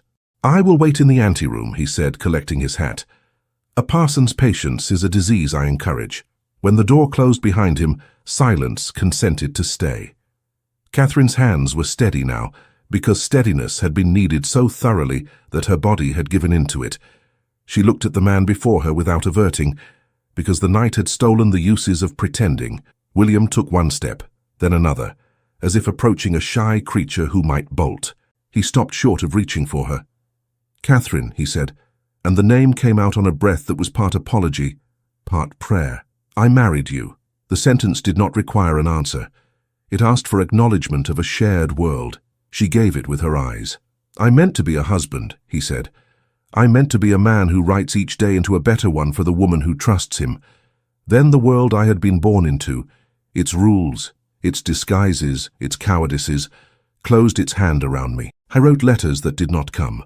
I obeyed orders I should have argued. I obeyed silence I should have broken. I grieved you as if you had chosen to leave and punished myself as if that could redeem you to me." She stood very straight, because the words deserved to be met upright. "I grieved you as if I had imagined you," she said. "I thought I had been fooled by a kindness that belonged to no life that could be kept." He opened his hands as if he could set everything he had not said there and offer it. I have two choices before me this morning. Either I call our vows a mistake and let men with pens erase them to save my name's furniture, or I say that the truth is the truth whether it pleases a room or not, and I build the whole day on that. And the children? She asked quietly, because quiet holds the most. I will acknowledge them, he said, as mine, as ours, as children who will never again be made to stand outside while law is spoken against them. Her breath left her like a weight. She did not weep. The feeling was too solemn for tears. She lifted a hand, ungloved now, and let it hover in the air between them like an intention. William did not take it at once. He looked as if he feared claiming any more before she had chosen. I cannot promise an easy year, he said. I can promise this, and it is not a little thing. I will not let the truth be changed to make other people comfortable. Not for them, not for me. The door opened then, not because anyone lacked manners, but because power has always mistaken itself for permission. Lady Beatrice stepped in with the cool air trailing her like a veil. She took in the scene with a glance trained to summarize. "Oh, cousin," she said, voice like cream over a thorn bush, "must we play at tragedy at this hour? The council waits. It is not done to keep people with seals in their pockets, standing without chairs." William did not turn his head. "Wait in the hall, Beatrice." She laughed, surprised into it, and then remembered herself. "Very well," she said, "but I will leave a gift. Advice: annul this charming memory. Call it what it was. A folly when you wore a soldier's coat and a mask. Erase her without cruelty. Provide for her like a gentleman. Claim nothing. The world will sigh with relief, and you will be thanked for your prudence." Catherine's eyes went to Beatrice's face and back to William's. No man can be protected from the exactness of such a choice. He did not flinch. "The world you speak for is small," he said, "and it will not be the measure of mine." Beatrice's mouth thinned. "Then consider this. If you do not cut her loose, you cut yourself away from better alliances. You will tie your future to a woman who has no coin, no relations of use, nothing but two children who will be compared with portrait noses and weighed like meat. She will be called grasping. You will be called weak. The council will badger you into legality and pretend to bless it by blighting it." "Leave us," William said again. The gentleness was gone now. Beatrice went, because she knew when to retreat to make the next attack more elegant. He turned back. "They will ask me to annul our marriage retroactively," he said. Not as conjecture, but as if he had been carrying the sentence in his pocket since midnight. "They will tell me to send you away with money. They will tell me to deny the children-in-law, even if I cannot in my own eyes. If I refuse, they will threaten me with consequences that have nothing to do with justice and everything to do with ease." Catherine's voice did not break. "And what do you ask of me?" He inhaled, as if the next words had edges. "Marry me. Again, in the open. Stand beside me and let me claim my vows in daylight. Let me claim you. Let me claim them." His eyes flicked, only for a heartbeat, down the line of her body, not in desire, though that was there, restrained, but in reverence for the life she had carried twice and defended hourly since. "Or," he forced the word out, "if you believe that vanishing would be kinder to them, tell me to disappear instead. I will give you money and quiet. I will let the town remember a story that keeps you safe from its tongue." She stood a long moment, so long that even the clock held its breath out of respect. The laundry wing, 2 floors below, would be waking soon. Mrs. Hart would begin her mighty campaign of small orders and gentle glories. Thomas would roll over and find his horse's ear intact and believe that the world was a place where things could be mended. Catherine thought of all that. She also thought of rooms like last night's that would refuse to soften just because a prince carried flowers, of corridors where names walked ahead and pushed others into the wall. She thought of the hawthorn pressed flat in her locket, still white though browned at the edges. She thought of vows made to a truth that had no patience for fear disguised as prudence. "I will not be erased," she said, "and I will not let them name my children wrong so that other people may sleep more easily." She lifted her hand, no hovering now, and placed it in his. "If you stand, I stand." He closed his fingers over hers as if enfolding a flame he meant to carry. Something unclenched in his face that had lived there since the night they had said "I will" in a cold chapel with a bloom out of season. He lifted her hand and pressed his mouth to the pulse at her wrist. It was a reverence that resembled worship. "Then we go," he said. They crossed the corridor together. Beatrice watched from a chair by the door with a face composed into concern. She rose to walk with them and found herself neatly flanked by Mrs. Hart, who had materialized out of domestic air like a consequence. Mrs. Hart took Beatrice's arm with the imperious intimacy only a housekeeper can manage. "You will forgive me," she said brightly, "but Cook insists we inspect the tea breads for the council. They are men who do not understand what holds them upright." Beatrice allowed herself to be steered 2 steps, then slipped free with a tart smile. "Later," she said, "I would not miss the spectacle." The great hall had arranged itself into a ceremony without the ceremony's graciousness. Chairs for the council, a table for papers, a space left open that was shaped exactly like a woman's mortification. Men in strict coats turned to watch the pair enter. Some looked grave because they believed it made them just. Others looked pleased because the day had delivered a play and they had good seats. William did not pause under the weight of the watching. He led Catherine forward to a place not at the back, not at the side, but where a person would stand who had business here. Reverend Penryn stood already to one side, hat under his arm, a folded document in his hand, his expression mild as a man firmly planning to be troublesome. The Lord Chancellor cleared his throat and made a small arrangement of his papers, like a priest adjusting his stole before scolding a parish. "Your Highness," he said, "we convene under unhappy necessity. Rumors have preceded the truth. We must decide which to honor." His gaze flicked to Catherine as if she were a word he had not learned to pronounce. "The matter concerns a purported union in a country chapel, a mistake of youth, we are sure, that must be set to rights before it becomes a cudgel for the malicious." William's voice did not concern itself with being musical. It concerned itself with being true. "There is nothing purported about my vows," he said. "There is a register and a parson and a memory more faithful than some lords' consciences." A stir. The Chancellor lifted a palm. "Even if some ceremony occurred," he said ceremony the way dentists say extraction, "it could not be binding without consent of the Crown, given your station, and there was no consent. It is best annulled. The lady may be provided for generously. The children—" Catherine felt the air hinge under that word as if a trapdoor had been lifted. She spoke before air could close it on her. "The children have names," she said. "Theirs are Thomas and Eliza. That is the first truth this room must learn to say." Heads turned, some startled that a woman had used words in the hall, some offended that her words had weight. William's face, oh, the relief that broke across it at her voice, settled into a calm that was more dangerous than anger. "The children are mine," he said. "This is my wife. The register will show it. The parson will swear it. I will stand it." "Your Highness," the Chancellor said, picking his way between outrage and caution, "marriage without the Crown's blessing is no marriage for a prince. There is precedent for correction. Think of the realm." William's mouth tightened. "I am done thinking of the realm as an excuse for cowardice." Beatrice's fan snapped open somewhere to the side, the sound like a small, delighted bird breaking its shell. Percival stood farther back, his face wearing innocence and resentment like mismatched gloves. Reverend Penryn stepped forward and set his affidavit on the table as one might lay bread down among men who have forgotten to eat. "I recall the night," he said. "I wrote the lines, the register is preserved. If you ask me what I saw and blessed, I will answer without embroidery." A younger councillor, eager to make his mark upon the morning, leaned forward. "Even if some irregularity occurred, the Crown may declare it void. It is the merciful path. The lady's ruin is avoided by compensation.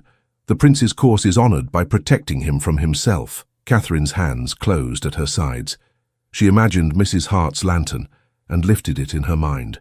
She would not be spoken over in a matter that was her own life. "Mercy is not something done to people," she said. "It is done for them, and only if they ask for it." The Chancellor frowned, discomfited not by the thought but by the speaker. "Madam, your feelings, though perfectly understandable, are not the engine here." "Then let us use law," William said. "The register and the parson's oath are law enough in any village where the Crown pretends to understand its subjects. If you mean to say that a prince's word is less binding because his name is larger, say it plainly, and I will learn a new world in which my honour counts for less than a farmer's." Murmurs now, the kind that suggest men have been reminded they have spines. The Chancellor glanced down at his notes, as if hoping the ink had reshaped itself into rescue. It had not. At that moment, A courier, breathless and badly apologetic, entered by the side door. He rushed to the Chancellor, whispered, and placed in his hand a folded notice stamped with a hurried seal. The Chancellor unfolded it, read, and sighed as if someone had been cruel enough to force him to be practical. "There is talk already in the town," he said. "It cannot be contained by breakfast. We must hold a public hearing at noon." He looked at Catherine for the first time, as if she were not a carved figure, but a person who might reply. "Madam, at such a hearing you will be subject to observation that no gentlewoman desires. You may withdraw if you wish. Your absence will be read as prudence." Catherine felt the hall tilt toward expectation. She could feel, even without seeing them, the faces of women who had never had to choose between safety and truth, and those of men who had never had to decide whether to place a woman's honor ahead of their comfort. William's hand found hers, not declarative, not commanding, simply present. He did not speak. He let the question stand where it would stand best, before her. She looked at the closed door behind the council, the open window where a slice of morning had made it through, the floor where her own boots had left a faint damp from dew. She heard, as if from far off, Eliza's small laugh when steam kisses cheeks, Thomas's careful salute. She looked at William and saw a man who was ready to be brave in the correct direction at last. The Chancellor waited, pen poised to write her absence into the day like a kindness. Catherine lifted her chin and drew breath to answer whether she would stand beside William at noon or protect her children by disappearing. "I will stand," Catherine said. It was not loud, but it travelled. The words moved across the hall and found their places in ears that had been waiting to be told what to respect. William's hand tightened on hers once, then released, not to let go, but to let her be seen as herself. Noon brought the town into the great hall with a force the house had not felt in years. Doors were opened wider than custom liked. Villagers stood shoulder to shoulder at the back, hats in hands, boots courteous as they could make them. Shopkeepers closed early, not for spectacle, but because their own lives had been placed on the scales and they wanted to see whether the measure would be just. The gentry clustered like migrating birds on the flanks, their faces divided between appetite and apprehension. The council had arranged itself again with an air of having known this would be necessary all along. Mrs. Hart moved like a general in a field she had known since girlhood, directing maids with trays of water as if hydration were a moral question. She planted herself near the side where Catherine would pass and did not move, a small fortress in cap and apron. William did not make speeches. He stepped forward with Catherine. They did not wait to be called. Some privileges can be used to open doors for the person whose name is not on the gate. He used his for that. Reverend Penryn raised his right hand and swore to tell the truth, his voice strong enough to carry to the back and gentle enough not to break the air. He recounted the night years ago with economy and tenderness, refusing embroidery. He named the chapel, the candles, the vows. When asked if he had been deceived as to the man's identity, he shook his head. "I know what I know," he said. "A prince may wear a plain coat to make his way in the world, but he cannot disguise his courtesy, nor can he disguise the way he looks at a woman when truth is in him." He placed the affidavit on the table, then lifted the register when William brought it from the safe. The hall leaned in when the leather appeared, as if an old book could bend time. Penryn opened to the page and turned the great volume so that the council might see. The names sat where they had been set, ink black, as if it had decided not to fade out of stubbornness. Catherine Harrow, William Hawthorne, the date beneath, claiming its authority without swagger. The Chancellor adjusted his spectacles and read, lips moving as if to deny nothing, and claimed the act as his own idea. He looked up and found Catherine's face, and for the first time nodded to her as one nods to a fact. "Does any person contest the integrity of this record?" he asked. Percival shifted at the side, then stepped into view with the care of a man approaching a fire to test if it is real. "I would only say," he began, "that registers can be amended. Men have interests." "Indeed they do," Penryn replied with crisp cheer. "Mine is truth. What is yours?" Titters, quickly suppressed, ran along the back. Percival flushed. He opened his mouth to continue, then closed it because he had been offered no handhold for a respectable pretense. A young clerk, summoned by the Chancellor, examined the paper with the greedy joy of a person keen to be useful. He ran gentle fingers along the edge, sniffed where wax had dripped, held the page to the light to see if any hand had tried to teach it to lie. "The ink is of the time," he said. "The hand is consistent with the other entries. The page has been singed at one corner, but not by design." He cleared his throat, suddenly aware he had strayed into poetry. "That is, not by deceit, sir, but by candle folly." "Very well," the Chancellor said, and the words seemed to tire him. "The record stands." He looked at William. "Your Highness, the Council cannot pretend the marriage did not occur. Given the realities of your station, we are obliged to consider its public solemnization and its legal declaration." "Good," William said simply. He took Catherine's hand again, this time openly, and the hall watched the act like people watching a man set down a burden he has carried too far. There remained the question the hall had come for and dreaded: the children. It did not present itself as a question, because it was not. It was a pair of small truths breathing behind a screen near the side, where Mrs. Hart had arranged a chair, crayons, and a noble supply of patience. Thomas and Eliza had been brought at Penryn's quiet insistence. He said later that it had been a theological conviction, but it was really a personal one. When the Chancellor, in his careful way, broached the subject of status, "As to the matter of issue," he began, and then stalled, not for lack of words, but for lack of courage. William saved him. "They are my children," he said. "They will be recognized as such." A murmur, a shifting of feet, a soft "oh" from the back that might have been someone dropping a pin or discovering a new world. "They need not be put on display," Beatrice murmured just loudly enough for her own quartet to hear. "They need not," Catherine agreed. And yet when Thomas, misunderstanding the adult hush as permission to come forward, slipped his small hand free of Mrs. Hart and walked steadily to stand near his mother's knee, she did not pull him back. He stood very straight because standing straight was the only way he knew how to be brave for grown-ups. He looked at William, and with a solemnity that set the hall's throat working, lifted his hand and offered that practiced salute. The resemblance, which had been noted in whispers and smiles, stood up fully then, unashamed. The dimple, the angle of the brow, the stubborn, gentle mouth, blood and love had written the same code twice. A sigh that was not quite a sob rose around the room, as tenderness, long told to wait outside while law was in session, put its foot over the threshold without asking. Eliza did not come forward, being occupied with the red crayon. She looked up once, saw that the men had learned her brother's name without being told, and returned to her drawing with the scorn of a queen for slow learners. The Chancellor took off his spectacles and polished them as if polishing might make the world more orderly. "Very well," he said again, more human. "Let it be recorded the children are acknowledged." He glanced at Catherine.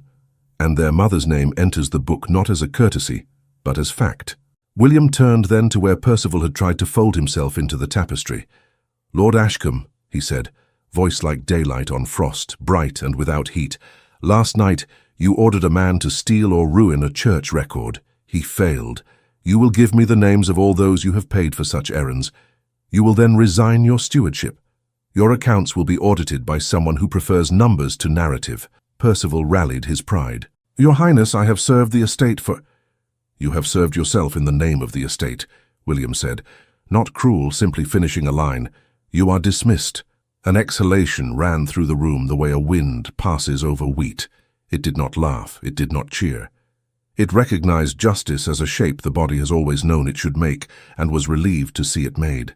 Beatrice, who had expected spectacle and found verdict, folded her fan. "Cousin," she said later, when the moment allowed for private malice, "you will be forgiven by the sentimental and despised by the clever. You have chosen a hard bench." "So be it," he answered without malice. "It is the bench that holds." Matters of law and paper took the next hour. There were signatures, seals, notes to be carried to town and to church. The Chancellor spoke more softly than he had at dawn. He did not apologize. Men of his sort rarely do. He did something better. He used the weight of his office to put into the minutes sentences that would shelter the vulnerable. When gossip scattered like birds. When it was done, when the hall had remembered that it could relax its shoulders, Mrs. Hart, with the instincts of a general and the manners of a saint, found that a table had appeared with bread, cheese, and tea. People eat after battles. It is one of the wiser human habits. Villagers drifted toward Catherine with the careful courtesy used for queens and grieving women. The baker's boy managed, with courage he would tell his children about one day, to meet William's eye and say, "Thank you, sir," as if he were talking to a neighbor who had lent him a ladder. Penryn blessed them with brevity. He told one woman who whispered that the Lord's favor is not a ribbon that can be pulled off and pinned on elsewhere, depending on who is staring. He told a man with theories to help. He told Beetleheart quietly to be ready to go collecting for the poor this week, because triumph makes good pockets remember charity. In the winter garden, where the air smelled of earth softened by glass, Catherine and William walked. The ivy had remembered to be green, though the world outside still sulked in brown. He touched one leaf with the tip of a finger and looked at her as if the leaf might have said something useful. "I will speak with tutors this afternoon," he said. "Not the kind that teach a child to be ashamed while praising his penmanship. People who understand that letters are tools, not cuffs." He hesitated. "You choose them." "I will choose," she said. "And I will choose a nurse who understands that love is not the same as spoiling, and that children are not born to be exhibited." "Mrs. Hart will terrify the wrong sort," he said. A smile threaded into the sentence. They sat on a low iron bench, where the metal had remembered last summer's warmth longer than anyone had a right to expect. Thomas chased a beam of light with the horse held upright, as if prancing were a duty. Eliza made a nest of leaves for her crayons, and declared it a palace where red is king. "Will you forgive me?" William asked, not as a prince, but as a man who knows the difference between pardon and amnesty.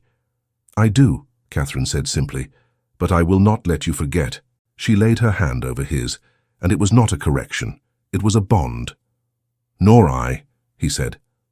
They walked again, not like two figures in a painting who have been told to look at one another, but like people who have learned to feel the other's step. They spoke of small things as leaders of households do when the crisis has passed, and the real work, which is daily, begins.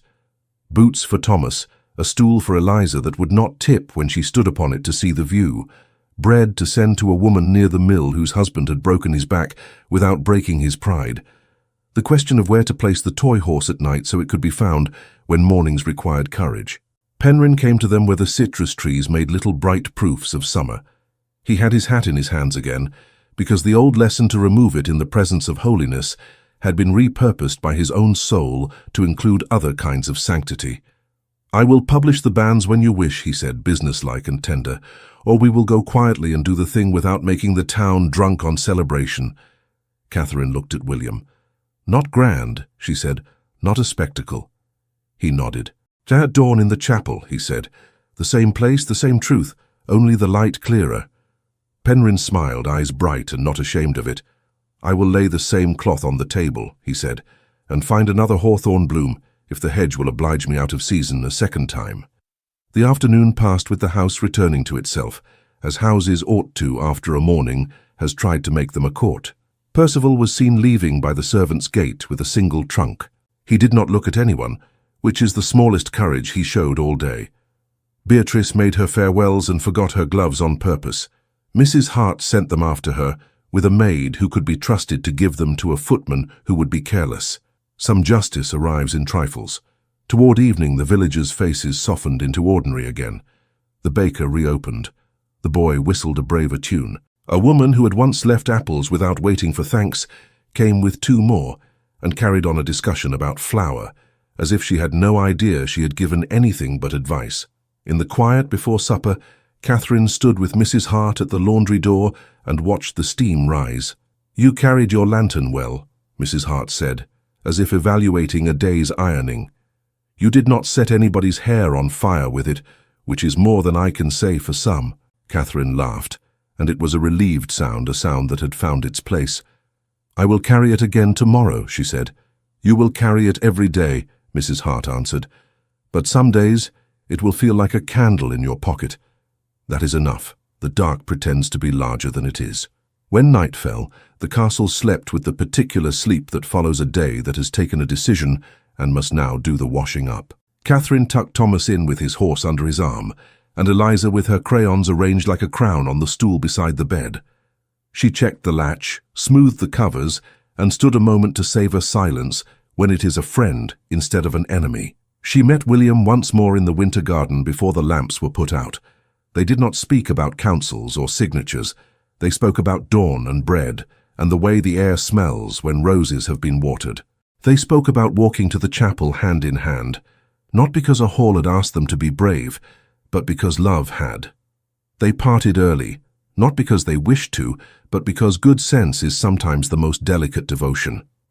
The house settled. The east windows accepted the moonlight without complaint. In the courtyard, a single groom checked the buckles on a saddle for no reason other than that this was the sort of house where buckles were checked. Catherine returned to her small room in the laundry wing and opened the locket once before sleep, letting the hawthorn see lamplight for a breath. She laid it beside the borrowed comb. The bent silver and the tortoiseshell looked well together, as if truth and utility had always meant to share a table. She blew out the candle and lay down between the children, as she had on worse nights and better ones. In the dark, she felt the shape of the day in her bones, not jagged now, but fitting. Tomorrow would come with its simple ceremony and its unadorned vows. The house would breathe with them. No one waited for drama. The hour for that had gone. The rest would be love's work, and it would be quiet, and it would be enough. Dawn found the chapel quiet and sure of itself. Mist lifted from the ridge like breath from a sleeping child. Catherine woke before the cock and lay a moment between Thomas and Eliza, listening to the small certainty of their breathing. When she rose, she did not have to fight fear. It had learned its place. She dressed in the simple gown Mrs. Hart had pressed smooth with the palm of her capable hand. She pinned up her hair and tied the ribbon at her throat where the locket lay. No longer a secret, only a treasure. Thomas stirred. "Is it morning?" he whispered, as if morning could be shy. "It is," she said, "and a good one." Eliza sat up and climbed into her lap without ceremony. "Are we going to the little church?" she asked, eyes wide, voice hushed before holiness she had invented. "We are." Mrs. Hart arrived as if the day had sent for her. She carried a basket that smelled of bread and orange marmalade and looked like courage disguised as breakfast. "Eat," she commanded, then softened. "A bride needs steady legs." "I am steady," Catherine said gently.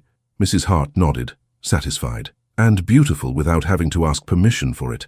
In the courtyard, William waited with a quiet that had learned to be strength. He wore plain dark clothes with a linen collar so clean it counted as a vow. His signet ring sat where it belonged. When Catherine came through the door with the children, he did not stare.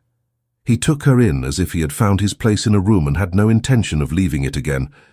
"Good morning," he said, and his voice was the sound of gratitude managing to be modest. "Good morning," she answered. Her hand found his. It felt like a decision being kept. They walked the lane to the ridge not as a pageant, but as a family going to do a thing that has waited for them patiently. Reverend Penryn met them at the gate, with cheeks pink from the climb, and eyes bright with an old man's privilege to weep without shame and to call it weather. He held up a small spray of hawthorn. "The hedge obliged without asking who we are," he said. "A miracle I did not presume to instruct." Eliza's mouth opened in a small O. "It is the same," she breathed. "It is the same," Penryn agreed, tucking the bloom into a plain jar on the table beside the register. "Truth is stubborn." The chapel, dressed in early light, needed no flowers to be tender, but Mrs. Hart had taken the liberty of arranging wild ones in the window embrasures anyway. Cornflowers, poppies, a few stray daisies the children had insisted on. The petals made small suns against the stone. The air smelled of beeswax and the possibility of bread.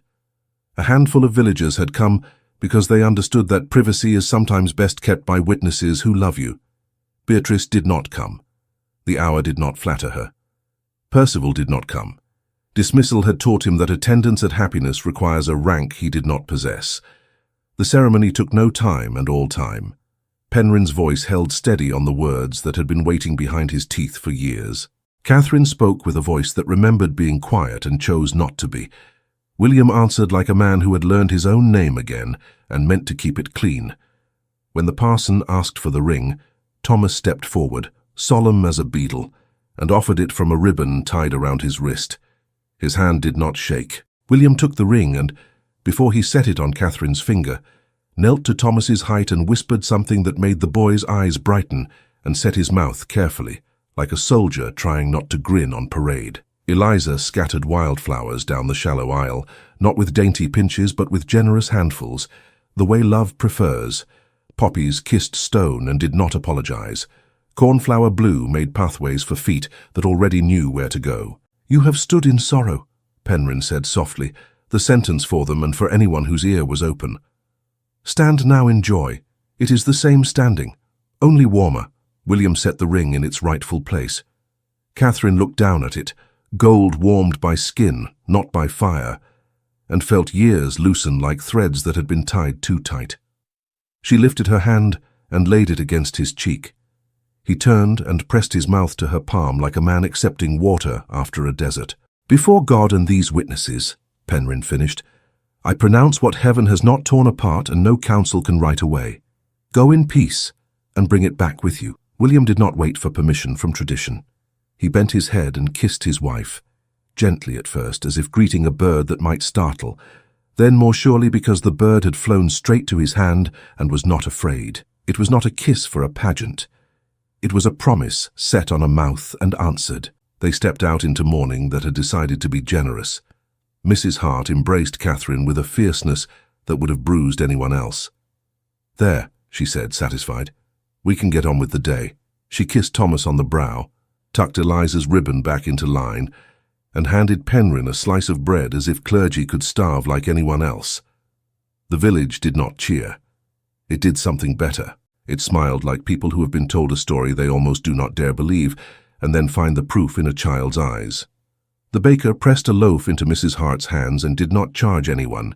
The old man from the well said, "Good fortune," twice, as if once could be lost on the wind.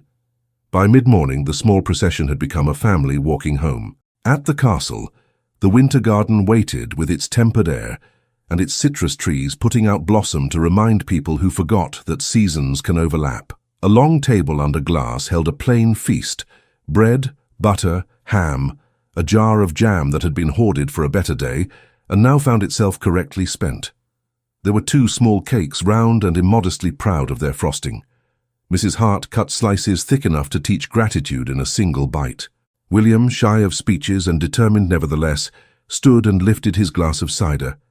"To Catherine," he said, looking only at her, "to Thomas and Eliza, to truth kept, promises mended, and the kind of love that knows the work of being kind." He added, almost to himself, "and to those who stood when it was easier to sit." People drank as if the cups had offered medicine, and it turned out to be joy. Penryn raised his glass last and murmured, "So may it always be." Later, when the heat under glass grew soft and the children shifted from parading to sprawling, William led Catherine out along the east terrace.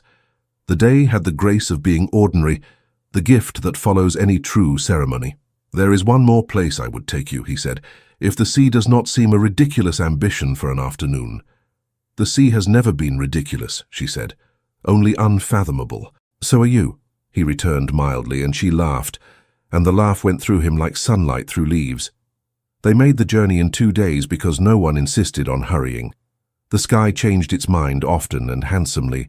Fields gave way to heath, and heath to the suggestion of salt. When the sea arrived at last, it rolled itself toward them with the patience of a creature that has always been and always will be. The children ran at it and recoiled, then learned its rhythm and found their own to answer. Thomas held his wooden horse high and galloped on wet sand. Eliza discovered that shells are a language and began to collect sentences. On the promenade, William and Catherine walked with their shoulders brushing. Sometimes their hands found each other, and sometimes they did not bother to separate. Words came when they were useful and drifted off when they were not. They stood together and watched a ship assert its line across the horizon. The wind threatened Catherine's hair and then gave up. William lifted a lock back into place and let his fingers rest a fraction too long, the small selfishness of the newly wed and long parted. He turned to her. "I love you," he said simply, like a man declaring a weather that must be prepared for, not a mood to be coddled. "And I you," she said, with no embroidery. "Then and now and when we are old enough to call each other foolish for having been young and right," he smiled at the right, "we will be told often that we were wrong. Let us be wrong together in the eyes that prefer easy lies." "Let us be right in the life we make," she answered. They sat on the steps where the promenade met the sand. He drew the locket's ribbon from her throat and laid the bent silver in his palm beside his signet. The two shone without competing. "Shall we retire them to a quieter service?" he asked. "Or wear them until wood remembers it was forest and metal remembers it was star?" "We will wear them," she said. "And when we set them down, it will be because we have put something better where they lay." He reached and drew her close. The kiss they shared here was not the chapel's pledge, but the day's harvest, richer by sun and salt. It was patient and sure and not hurried by spectators or interrupted by the thought of letters not received.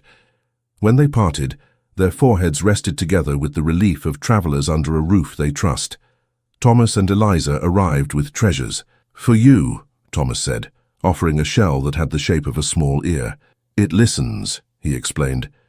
"You can hear the sea even when it is busy elsewhere." Eliza presented a piece of sea glass, the color of spring. "It used to be sharp," she said gravely. "Now it is good." Catherine held both gifts as if they were sacraments. "So it is with hearts," she said. "So it is with men."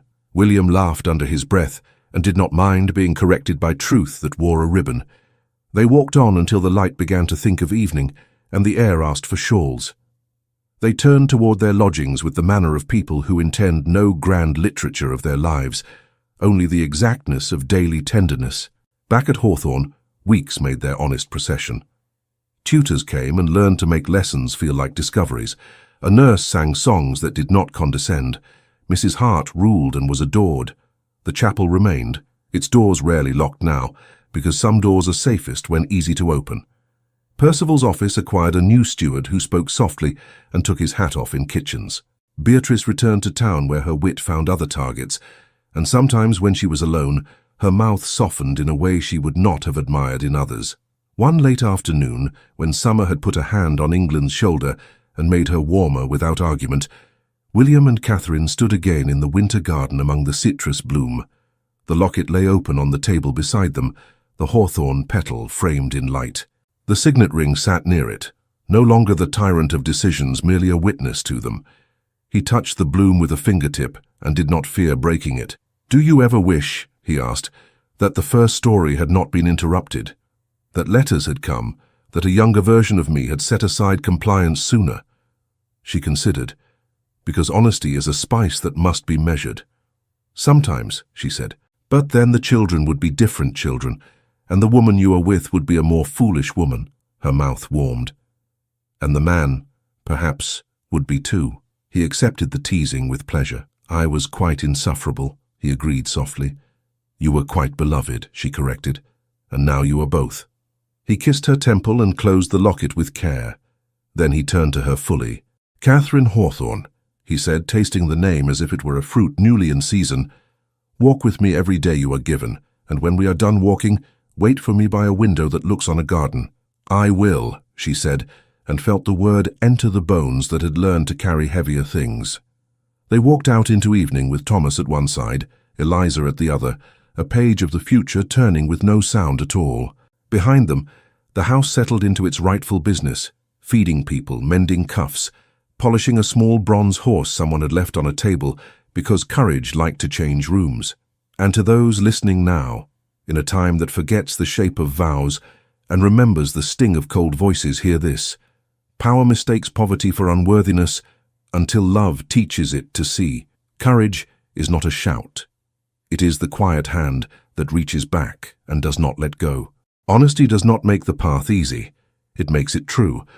Kindness is not weakness. It is the strongest work a heart will ever do. Choose love over fear, and you will make your century gentler than you found it. Thank you so much for listening to this story all the way to the end. We hope it moved you as much as it moved us while telling it. We'd love to hear your thoughts. Leave us a comment telling us where you're listening from and what you liked the most. Rate this story from 0 to 10. What score would you give it? If you enjoyed this story, don't forget to subscribe to the channel and leave a like as a show of support. That really motivates us to keep creating and sharing more stories full of emotion and life lessons. And before we go, we want to remind you that an exciting and heartwarming story recommendation will appear on the final screen. If you'd like to enjoy it, just click on the video. Thank you once again for being here, and we'll see you in the next story.